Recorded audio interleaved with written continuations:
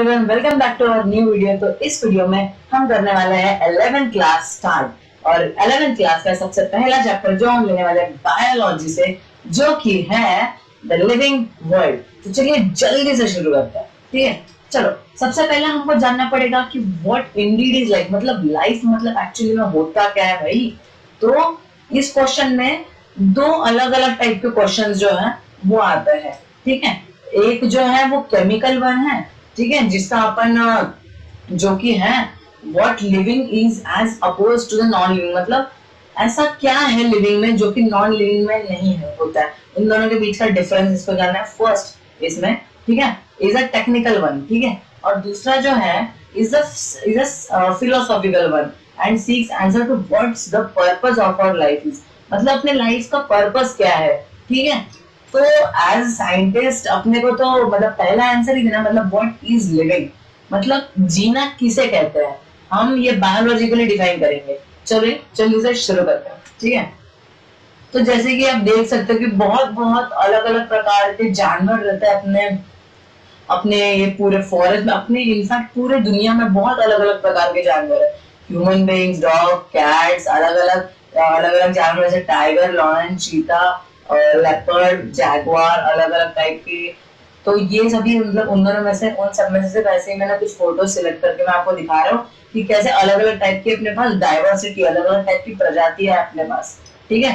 तो इसे भी हम अभी डिटेल में स्टडी करेंगे, diversity in the living world. Each different kind, में अपने कैमरे को नीचे ला देता हूँ। Each different kind of plant, animal और organism that you see represents a species, मतलब हम जो भी अलग अलग टाइप का प्लांट, एनिमल या ऑर्गेनिज्म देखते हैं वो एक अलग टाइप की स्पीसीज को रिप्रेजेंट करता है, ठीक है। The number of species that are known and described range about 1.7 to 1.8 million, मतलब अपने पास में स्पीसीज जो है, मतलब जितने स्पीसीज जो हमको पता है वो अराउंड 1.7 टू 1.8 मिलियन के आसपास में हमको स्पीसीज पता है, ठीक है। इससे भी ज्यादा होंगे कई। These refer to biodiversity or the number and types of organism present on Earth. इससे क्या पता चलता है कि कितने अलग अलग टाइप्स के ऑर्गेनिज्म है अपने पृथ्वी पे, ठीक है। We should remember here that as we explore new areas and even old ones, new organism are continuously being identified. जैसे जैसे हम पुरानी जगहों में जाएंगे या फिर कई एक्सप्लोर करेंगे, न्यू एरियाज में जाएंगे, वहां पे भी हमको अलग अलग टाइप के ऑर्गेनिज्म देखने को मिलेंगे जो कि हम कंटिन्यूसली आइडेंटिफाई करते ही जा रहे हैं, ठीक है, क्योंकि there are endless numbers. Okay, चलो अभी the naming of living organisms such that a particular organism is known by the name in all over the country, मतलब क्या कहना चाहता है ये कि एक ऐसा, मतलब एक ऐसी प्रोसेस जिसमें जो ऑर्गेनिज्म है उसको एक नाम दिया जाता है और वही सेम नाम पूरी दुनिया में चलता है। इस चीज को बोलते हैं अपन नोमेनक्लेचर, मतलब एक प्राणी को समझो मैंने टाइगर को टाइगर नाम दे दिया, अब ये जो नाम है टाइगर ये पूरी दुनिया भर में है, तो ये हो गया उसका नोमेनक्लेचर, ठीक है। फिर द नोमेनक्लेचर और naming is only possible when the organism is described correctly and we know to what organism the name is attached to, मतलब नोमेनक्लेचर और या फिर नेमिंग तभी होगा जब अपने को अच्छे से पता है कि ऑर्गेनिज्म, मतलब अपन ने वो ऑर्गेनिज्म को क्लियरली डिस्क्राइब कर लिया करेक्टली, ठीक है। And we know to what organism the name is attached to, और कौन से ऑर्गेनिज्म से उसका नेम अटैच होता है, ठीक है। इस चीज को बोलते हैं पर आइडेंटिफिकेशन, ठीक है। फॉर प्लांट्स, एक्चुअली ये वो गलती से आता था। For plants scientific names are based on agreed principle and criteria which are approved in international code for botanical nomenclature, ठीक है। मतलब क्या, प्लांट्स के लिए साइंटिफिक नेम्स कहाँ से आते हैं, उनके ऑन एग्रीड प्रिंसिपल्स, उनके क्राइटेरियाज पर, ये सब कहाँ से अप्रूव होकर आते हैं, international code for botanical nomenclature, मतलब ICBM। अगर आपको नहीं पता बोटानिकल मतलब क्या, बोटानिकल मतलब सारे प्लांट्स के बारे में जानकारी, उसको बोलते हैं बोटानिकल, ठीक है। और animal taxonomist have involved international code of zoological nomenclature, मतलब ICZN, same to same animals के लिए ICZN, ठीक है। ये देखो, ये है ICBN मतलब international code for botanical nomenclature, और ये है ICZN मतलब international code for zoological nomenclature. ठीक है, आगे biologists follow universal accepted principle to provide scientific names to known organism। Biologist रहता है, जो बायोलॉजिस्ट रहता है वो यूनिवर्सली एक्सेप्ट किए हुए प्रिंसिपल्स को प्रोवाइड करते हैं साइंटिफिक नेम्स के लिए टू नोन ऑर्गेनिज्म, मतलब ऑर्गेनिजम्स को जानने के लिए साइंटिफिक नेम्स देते हैं वो। ठीक है, each name has two component, हर एक नेम को दो दो कंपोनेंट होते हैं, उसका जेनेरिक नेम और उसका स्पेसिफिक एपिथेट। ठीक है, इसको मैं एक एग्जांपल के जरिए एक्सप्लेन करता हूँ। पहले, this system of providing a name with two components is called binomial nomenclature. ठीक है, इसको बोलते हैं बायनोमियल, जिसमें टू कंपोनेंट रहते हैं उसको बोलते हैं बायनोमियल।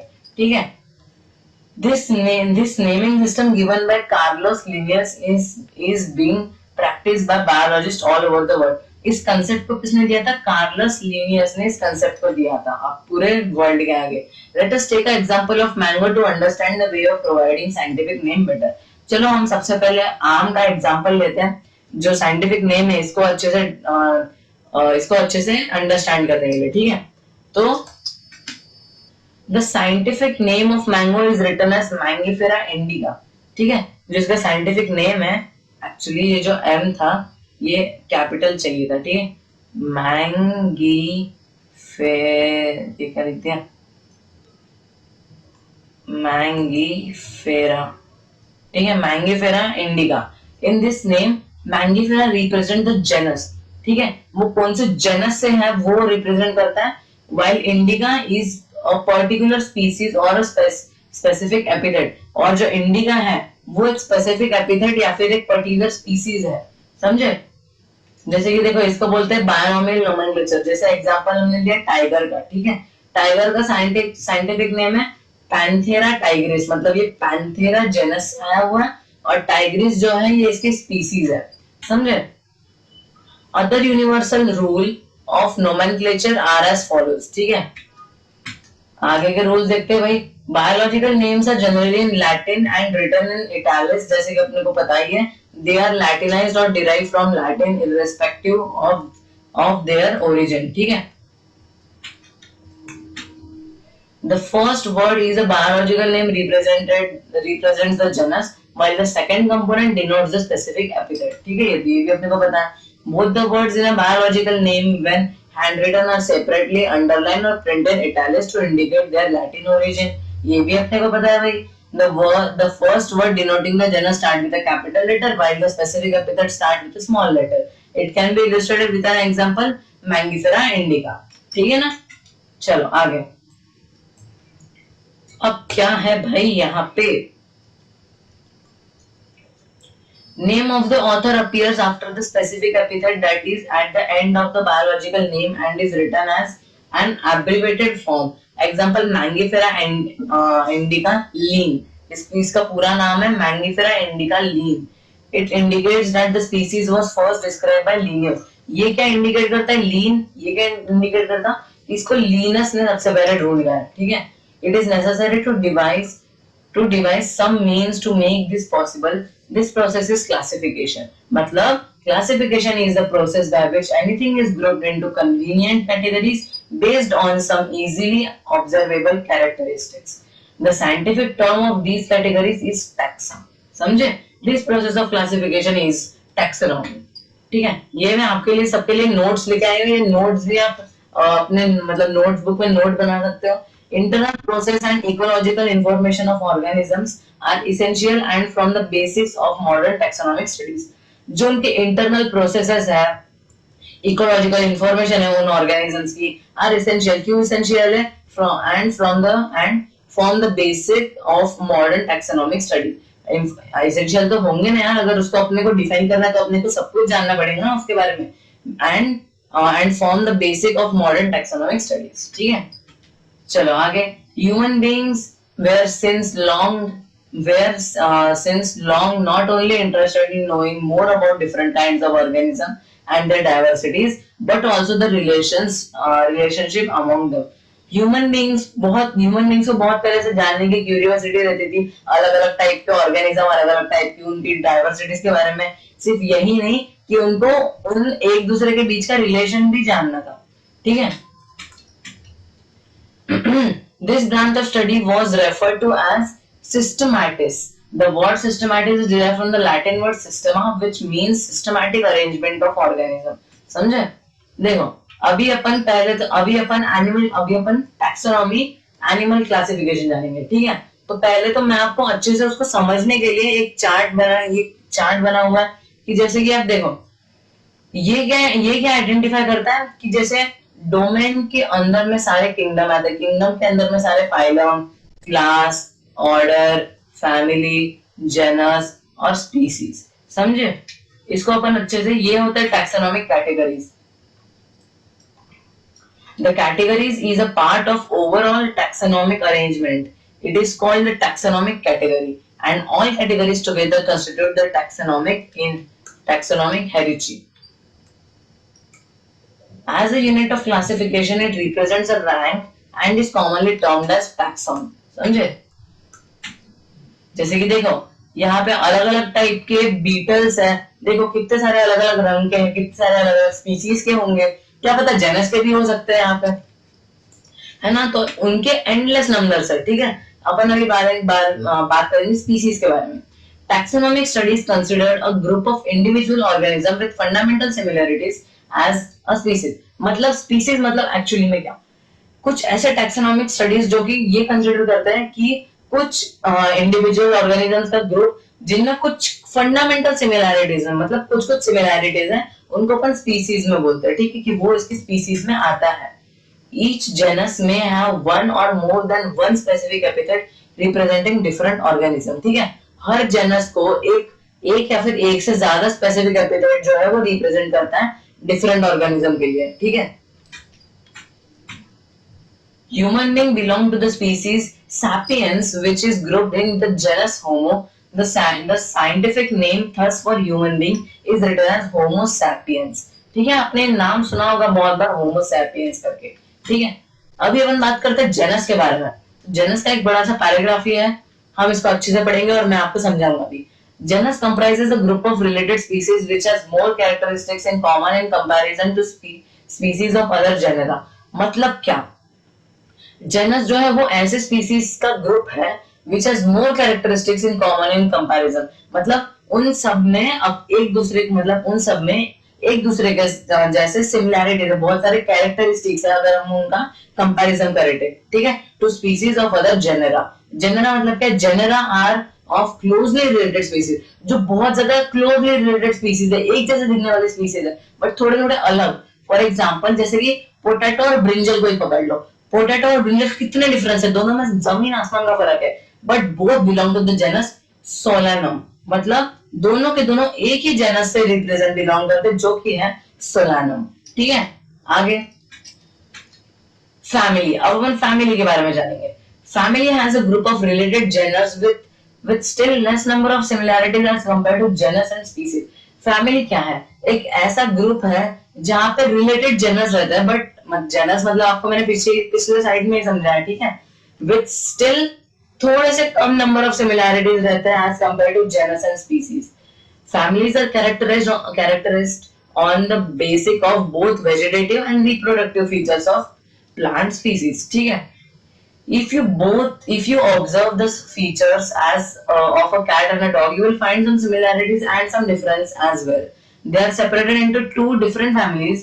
जो dog है वो Felidae, मतलब ये जो अपना dog है वो Felidae में आता है, और जो cat है वो Canidae में आता है, ठीक है।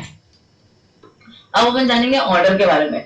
Categories like species, genus and families are based on number of similar characters. सही बात है भाई, मतलब स्पीसीज से ज्यादा जेनस में सिमिलैरिटीज होंगे और जेनस से ज्यादा फैमिलीज में सिमिलैरिटीज होंगी, ठीक है।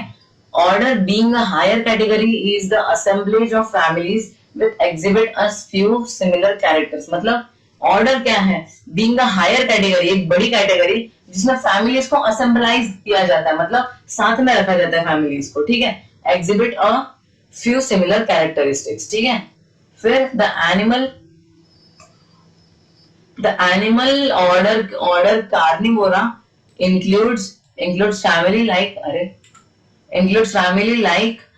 Felidae और Canidae, हमने पीछे स्लाइड में देखा, ठीक है। अब क्लास क्या होता है? This category includes related orders, for example order primata comprising monkey, gorilla and gibbon. Gibbon अगर आपको नहीं पता होगा तो गिब्बन भी एक टाइप ऑफ मंकी रहता है बट थोड़ा सा बड़ा। Is placed in class Mammalia along with order carnivora that includes animal like tiger, cats and dogs. Class Mammalia has other order also. मतलब क्या? जैसे कि देखो मंकी, गोरिल्ला और गिब्बन जो है ये एक ही ऑर्डर में आता है जो है प्रिमटा, ठीक है। इस पर वो कौन से क्लास में बैठते हैं? वो बैठते हैं मैमेलिया में। ऐसा मत बोलोगे 11th क्लास में बैठते हैं करके। तो वो कौन से क्लास में बैठते हैं? मैमेलिया। और मैमेलिया जो है वो दूसरे ऑर्डर के साथ दे, जैसे कि कार्निवोरा, उसमें क्या क्या आता है? Animals like tiger, cat, dogs, ये सब कार्निवोरा में आते हैं, ठीक है। Class Mammalia has other order also, उसमें अलग अलग ऑर्डर भी होते हैं। फिर फाइलम मतलब क्या? भाई मेरा मुंह दुख गया। हाँ, classes comprising animals like fishes, amphibians, reptiles, birds, along with mammals constitute the next higher category called phylum. मतलब ऐसे क्लासेस जिनमें एनिमल्स जैसे कि फिशेस, एम्फिबियंस, रेप्टाइल्स, बर्ड, ये सब मतलब मैमल्स के साथ में ये सब आता है उस हायर कैटेगरी में, उसको बोलते हैं फाइलम, ठीक है। All these based on the common features like presence of not a cord and dorsal hollow system are included in phylum Chordata. In case of plants, classes with a few similar characters are assigned to higher category called division. मतलब क्या? देखो जो मतलब ये सारे जो basic these क्या है, ये सब जो क्या है, ये बेस्ड ऑन कॉमन फीचर्स है। कुछ जैसे कि एक कॉमन फीचर इनमें क्या है कि समझो उसमें कॉर्ड नहीं है, पीछे की कॉर्ड नहीं है कुछ एनिमल्स में, उसको अपन फाइलम में लेंगे, ठीक है। Hollow system, dorsal hollow system जो है वो इंक्लूडेड है किसमें? फाइलम कॉर्डेटा में, समझे? इसको बोलते हैं फाइलम। फिर आखिरी में आता kingdom. All animals belong to various phylum are assigned to the highest category called kingdom Animalia in the classification system of animals, ठीक है। ये सभी जो है ये सब आते हैं एक किंगडम में, और वो किंगडम है एनिमेलिया, जिसमें हर एक टाइप का एनिमल जो है वो आता है, ठीक है। फिर the kingdom Plantae on the other side is distinct and comprises all plants from various divisions, henceforth we will refer to these two groups as animal and plant kingdom. जैसे सेम टू सेम एनिमल के लिए kingdom animalia होता है, वैसे ही plant के लिए kingdom Plantae होता है, समझे? तो इन ग्रुप्स को अपन बोल सकते हैं एनिमल और प्लांट की ग्रुप्स, ठीक है। देखो ये फिर से एक बार आ गया हायरार्की ऑफ बायोलॉजिकल क्लासिफिकेशन। देखो स्पीसीज, देखो सब किंगडम, ठीक है। किंगडम के अंदर फाइलम आता है सारे, फाइलम के अंदर क्लासेस आता है, क्लासेस के अंदर ऑर्डर आता है, ऑर्डर के अंदर फैमिली, फैमिली के अंदर जेनस और जेनस के अंदर स्पीसीज। मतलब ये सब चीजें जो है ये एक दूसरे के अंडर में आती है, और ये सब चीजें जो है किसके अंडर में आती है? किंगडम के अंदर में आती है। मतलब एक तो एनिमल या तो प्लांट्स, समझे? ऐसे होता है इनके अंदर का क्लासिफिकेशन। तो यस, अपना चैप्टर हो गया है खत्म। और अगर आपको हमारा आज का वीडियो पसंद आया तो प्लीज लाइक करना। मैं 11th क्लास की जो जर्नी है ये अब से स्टार्ट हो गई है अपनी, और मैं इसको कंटिन्यू रखना चाहूंगा। तो प्लीज अगर आपको वीडियो पसंद आया तो इसे लाइक करना, अपने दोस्तों के साथ शेयर करना, और मैं मिलता हूँ आपको ऐसे नेक्स्ट अमेजिंग वीडियो में। तब तक के लिए stay awesome and bye bye.